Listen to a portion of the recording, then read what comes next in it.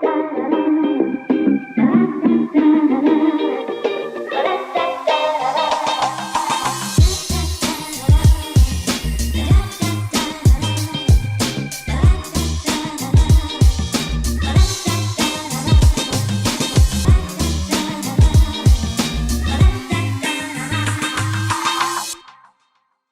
and welcome to The Talk. Albinism is one issue that we often have communities struggling in dealing with. We have countries like Tanzania where albinos are actually killed. Even here in Zimbabwe, before, when a parent or a family had an albino, that child was stigmatized, oftentimes also killed. And looking at statistics in Zimbabwe, it's saying 39,000 amongst people living with a disability are albinos. And the question that we need to pose is albinism a disability?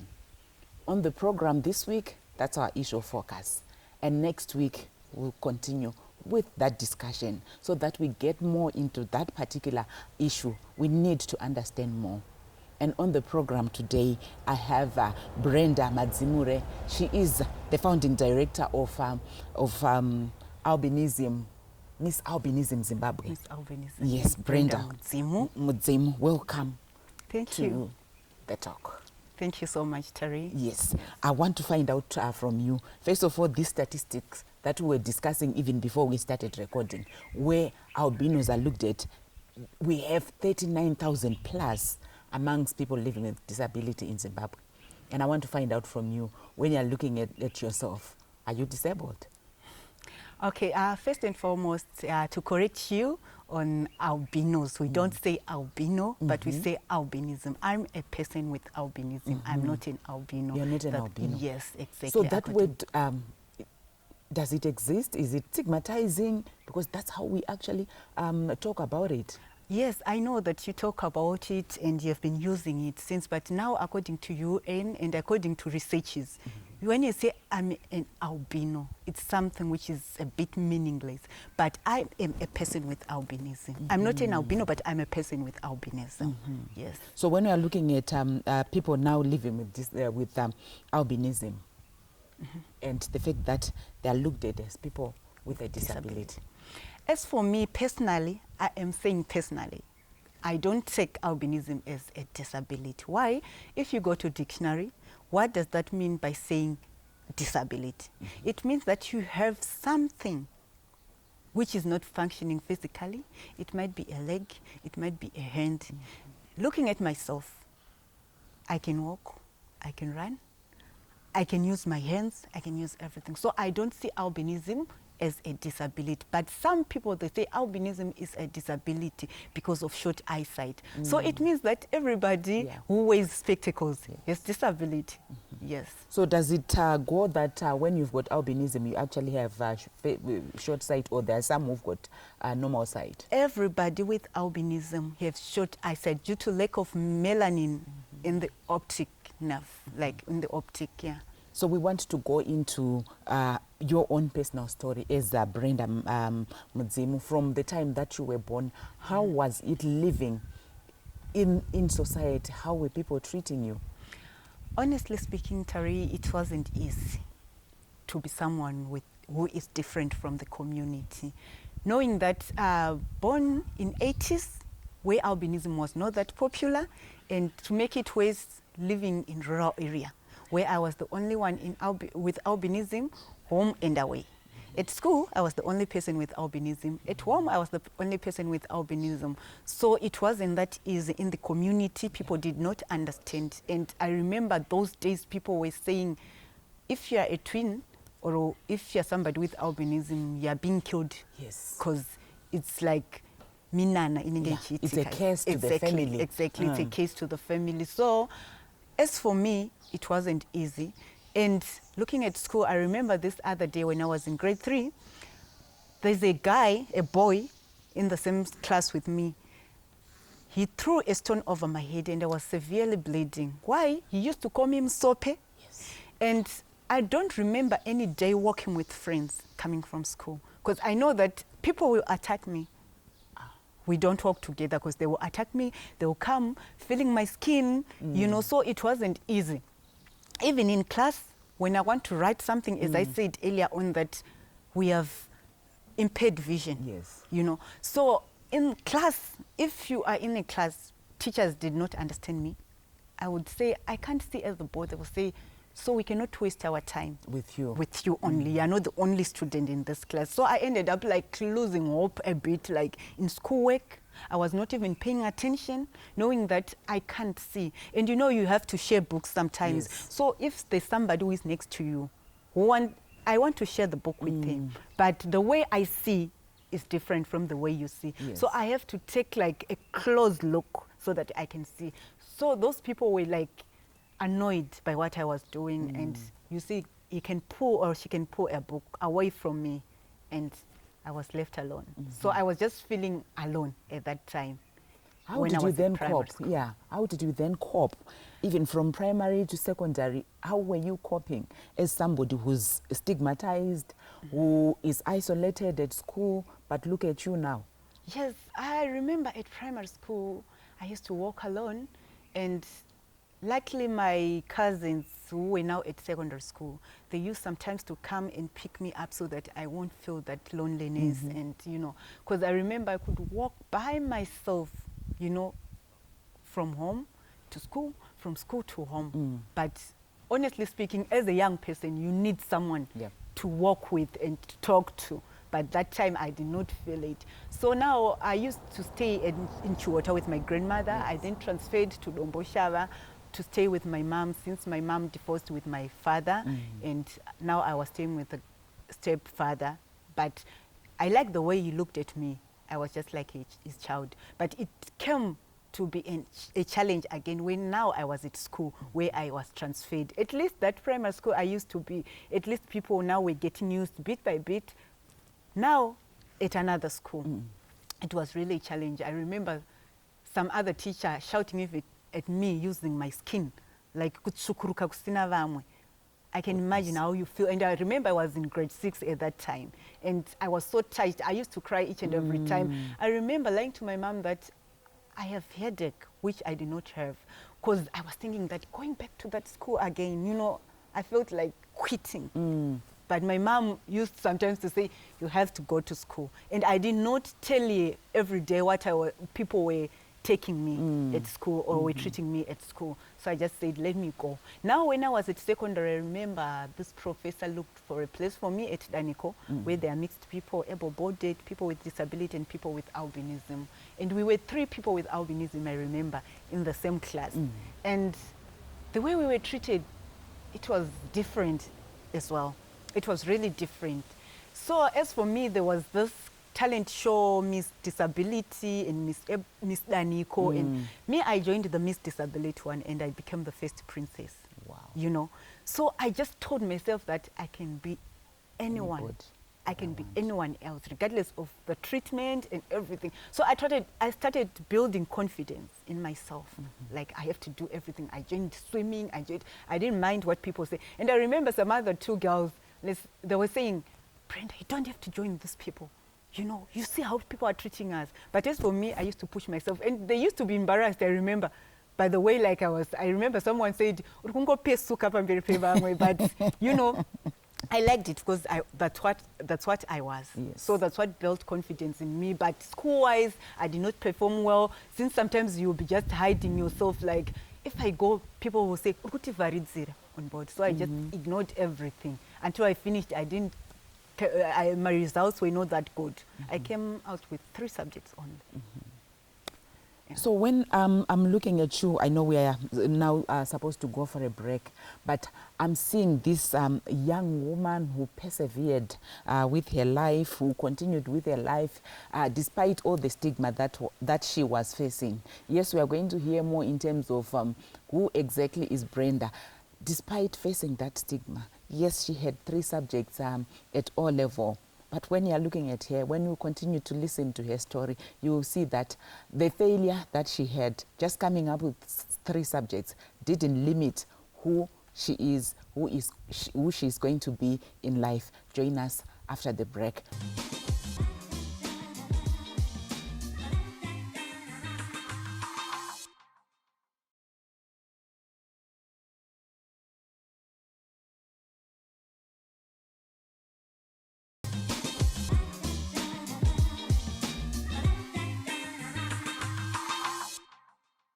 You and I growing up, or even in our communities, we know one or two people who are living with albinism. Do we really understand the struggles that they face on a day-to-day basis? This is our focus on the talk today. Brenda, I want to still hear from you. Facing all that discrimination that you were facing from your colleagues, from school, even the teachers, did you at one time hate yourself? To say, why am I different from everybody else? Yes, of course. I hated myself. And I used to look at myself, honestly saying, God, why me? That was the question all along. Why me, God? Why am I different from my family, from my mother, from my brothers, from my sisters? And after all, I'm facing those challenges. So I used to ask myself, why me? Why people are teasing me? They are just showing me that I'm different from them. And they call me names, Munaka Menywa. Even if I walk, you know, somebody even say, a young child, I remember say, I think orange crush mazo, you know, even if you are walking, you lose that confidence. Even if you are with your parents, your sisters, your brothers. But when somebody points at you, like, then you see yourself that I'm different from others. I remember I used sometimes to even fight back, because I wanted to fight, like, if somebody calls me that, Musope, I take the stone, I just throw the stone at the window and break the window. I know that the mother will beat her, so that next time when she sees me, but I just said, I have to grow, I have to mature. Yes. That's what I am, and I can't change myself. So Brenda, in English, we know it's acceptable to say people living with albinism. And in Shona, people often just say musope. And for you, you are saying this is a no-no. Is there an acceptable term that we should, or people should actually call you, or that shouldn't even matter at all? I don't think that should matter, because people should call me by my name. Or even they don't call me by my name, I'm a lady. Why they don't call me muskana oyu anditi murhona? Than kuti musope. Musope, honestly speaking, it's an offending name. Like Ngau, imagine in Bulawayo they call them Ngau, and going to South Africa it's Ngau. And Ngau we all know kuti Tsoko. So it means that I'm a Tsoko. And that's my totem. Exactly, you see. You see, that's the challenge we face. So I think that name Musope is so irritating. It's so irritating.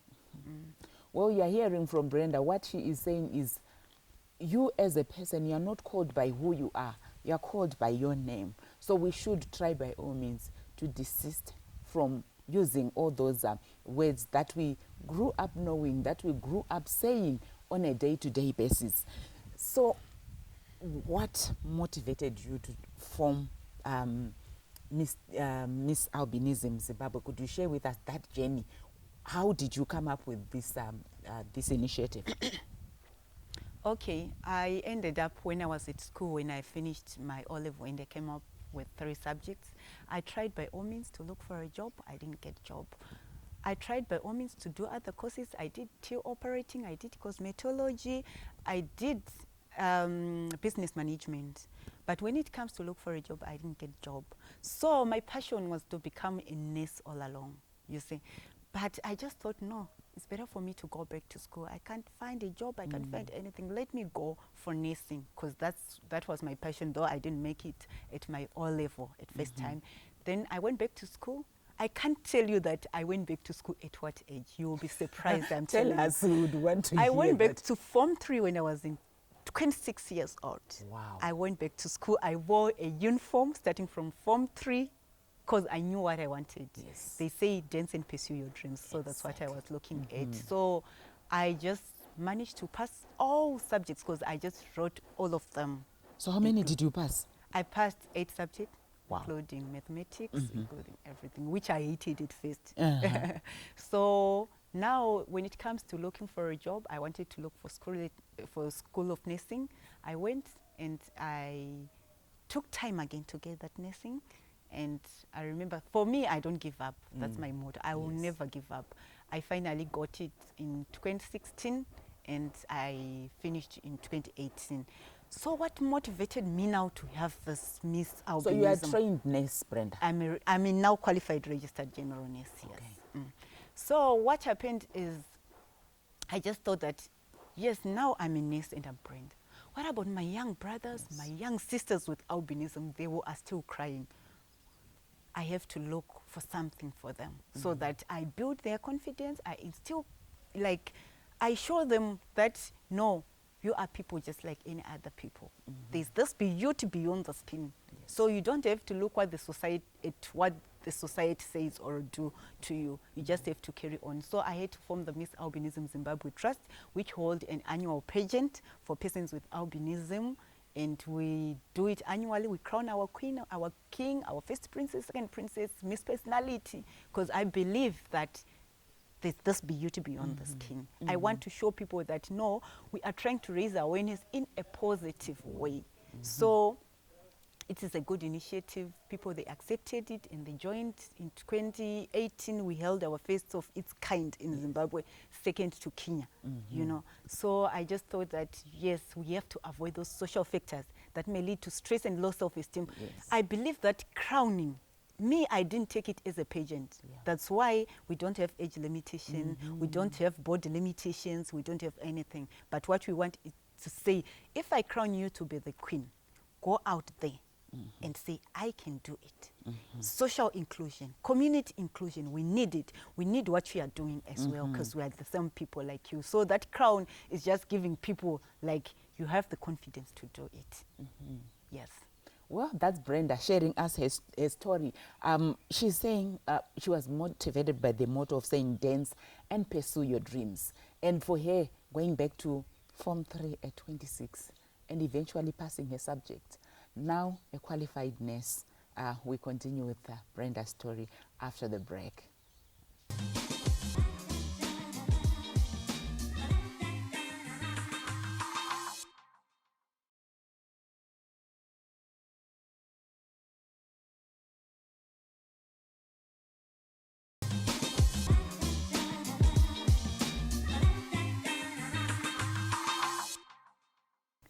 We continue with our discussion where Brenda is unpacking for us the issue of people living with albinism, also in the process sharing her journey and where she is at the moment. When we're looking at this pageant, Brenda, that you now have, how has it fared? And when I'm saying how has it fared, I'm mainly looking at the contestants, how their lives have transformed, how even their confidence has been built through this initiative that you started. All right, starting from where we started the Miss Albinism and crowned our queens last year, honestly speaking, they have totally changed. And the way they look at themselves, they've totally changed. Now they don't mind what are they being called and everything. And the exposure, looking at our queen, Stembiso Mtukura, who won it, the crown last year, she became the best Zimbabwe Models Award. As the Miss Albinism Zimbabwe Trust have the objectives of modeling identification.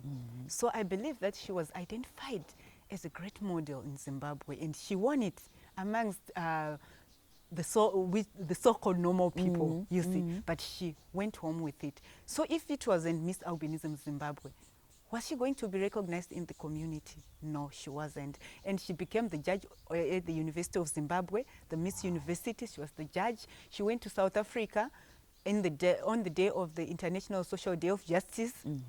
You see the way how she was recognized in the society. That's what I'm looking at, you know. So I think this is a successful event, and everyone attended. Our Miss Personality last year attended the Miss Beauty with Albinism Botswana, because after we held such kind of event, other countries have been requesting to have the same kind of event. So we went to Botswana and crowned them. So we are empowering each other at the same time, you know, as persons with albinism. So you see, our Miss Personality, when they crowned the queens, and, you know, so I think it's something which is so initiative.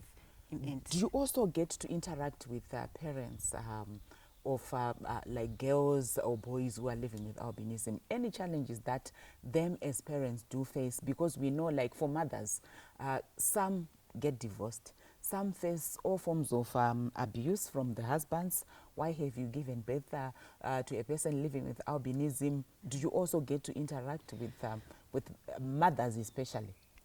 Of course, as I said, I'm a registered general nurse. when I was at School of Nursing, you have to do midwifery, and you have to, you know, there are some people who even gave birth, like when I was there and I was helping them, and they gave birth to persons with albinism. They were not accepting. And, you know, they were even crying. And they were even saying, you know, I'm going to be in trouble because at their family, at my husband's family, there are no people who are like this. And at my family, there are no people like this. But I remember counseling even some people because the husband were even divorcing. But I said, look at me, I'm a nurse. So this is your child, and it's just a gift from God. And they can be even doctors, they can be even anyone else. They will take care of you one day. That's the words I used to say to them. And so I used to interact, even for the Miss Albinism, I used to, because it's not all about just concentrating with this contestants, but interacting from their backgrounds. Yes. Exactly, so that I know the purpose why they are joining this pageant. You know, so the parents used to say, you know, Brenda, like, I used to face challenges like this, and I divorced with my husband because you can see that most of people are divorced because of this condition. You know, so now they were saying, we don't know what to do, and we didn't know what to do. You know, I'm just trying to take care of my child. Even the father don't care. He's out there. And even some people from South Africa, the parents, they used to cry at me like, Brenda, what can I do? My husband is doing this. So I used to refer to other organizations for persons with albinism. So it's still there. And this discrimination is still existing. Yes. So you being a medical person, I'm sure you would understand the scientific dynamics that will lead to somebody giving birth to a child living with albinism. Could you unpack that for parents? Because already when you hear a mother saying, I will be in trouble because in this family there is nobody who's living with albinism. So somebody would think maybe this family may think, no, you went out, you had an affair, and then you fell pregnant and had this child. Unpack it for us. What really happens for one to then give birth to a child with albinism? Okay, it depends with the genes because it's a genetic condition, you know. It means that the mother and the father that thing makes melanin, because albinism is the lack of pigmentation, which we call melanin, which you have. That's why we say we have zero melanin at all. So it means that you have both the mother and the father have lack of that melanin, you know. So it means that when they are giving birth, when the mother is giving birth or impregnated, that melanin is absent, you know. So it means that she's going to give birth to somebody with albinism. Whether it's not there in your family, it's not there in the husband's family, but it can happen to you due to lack of melanin, you know. How best do you care for your skin? I know we can't close the program without looking at that, because we often hear that there are special kinds of mafuta that are needed. There's all this that is needed. How do you take care of your skin to be the way you are? Okay, for me to be the way I am right now, I'm not discouraging people to say don't take lotions or don't take what. But as I was growing up from maternal parents, you know, they didn't afford to buy those kind of lotions, and I was just like somebody who can come to your house and put on Vaseline and anything. So most of the time what I start with is avoid sun by wearing long sleeve. Yes, I have short sleeve right now because sometimes I can come from town in a car and I take my umbrella. So the best thing is wearing protective clothing, long sleeved, and umbrellas. If you don't want a hat like me, we are ladies. Sometimes you want to look good. Exactly, we want to look good, you know. So sometimes always have your hat or an umbrella. And lotions, please apply lotions. I know they are very expensive, but there are other opportunities to have those lotions. Like, for example, Zimplus, they donate lotions. Wherever you hear that there are these lotions, please just take them and make use of them. What would be your parting shots? I know next week we are going to continue with the girls. I would have wanted to actually ask you as well in terms of starting relationships, but I think I'll ask you after this program, and I will inform our viewers to say what did Brenda say, but what would be your parting shot to Zimbabweans when we are looking at the issue of people living with albinism? Okay, as for me, the issue, like especially in Zimbabwe, through to this misconception. Let's say people used to say albinism. If you sleep with somebody with albinism, HIV and AIDS is cured. Oh my goodness. We don't cure HIV and AIDS, you know. So sometimes you fear those relationships because we've been hearing stories like somebody had HIV and AIDS and he just took advantage of someone with albinism and slept with that somebody with albinism. So for me, it's like in a relationship, what I just do is, if you are seriously in a relationship with me, go and get tested. I need to see your result. That's all. Because I just refer to medical. That's the thing. So relationships sometimes, honestly speaking, are so hard because you don't know whether this person want to take advantage of me or not. Well, that was our discussion this week where we were looking at people with albinism. Next week, we'll still continue. I'm going to invite two girls. I still want to continue with this discussion, really assisting us in demystifying the myths and misconceptions that we have pertaining to people with albinism. Until next week, bye.